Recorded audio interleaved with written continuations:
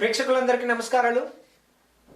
మనము ప్రతి ఋతువులో మన చర్మము రకరకాలుగా ప్రతిస్పందిస్తూ ఉంటుంది. ఈ శీతాకాలంలో చూస్తే మనము ఎండాకాలంతో పోలిస్తే చర్మం పొడి ఆరిపోతూ ఉంటుంది.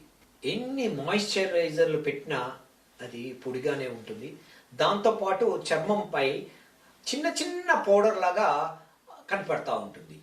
ఎందుకు అంటే మనం ఎక్కువ చూసినా, ఏ టీవీ చూసినా, ఏ యూట్యూబ్లో చూసినా మాయిశ్చరైజర్స్ యాడ్సే వస్తాయి. ఒకటి, గాలిలో తేమ తక్కువగా ఉండడం. ఈ తేమ తక్కువగా ఉండడం వలన డ్రైనెస్ మన చర్మంలోని నీటిని స్పాంజిలా పీల్చేస్తూ ఉంటుంది. రెండోది, ఈ స్వేద గ్రంథులు మూసుకొని పోతాయి. దానివలన స్వెట్ కూడా తగ్గుతూ ఉంటుంది. దాంతోపాటు డ్రై ఎయిర్, పొడి గాలి వలన కూడా చర్మము పొడారిపోతూ ఉంటుంది.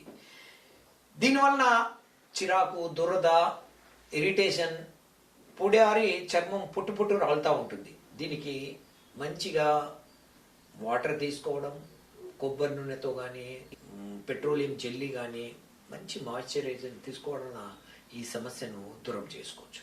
వేసవిలో అయితే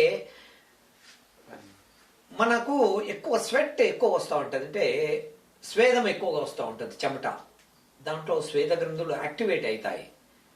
దాంతోపాటు సీబాసిస్ గ్లాండ్ అంటే ఈ ఆయిల్ ప్రొడక్షన్ కూడా ఎక్కువ కావడం వలన మనం వేసవి కాలంలో అంతగా చూడలేము. కానీ ఈ చెమట ఎక్కువ అయిపోవడం వలన చాలా మంది డీహైడ్రేషన్ వస్తుంది. అందుకే తగినంత నీరు ఎక్కువగా తాగుతూ ఉండాలి.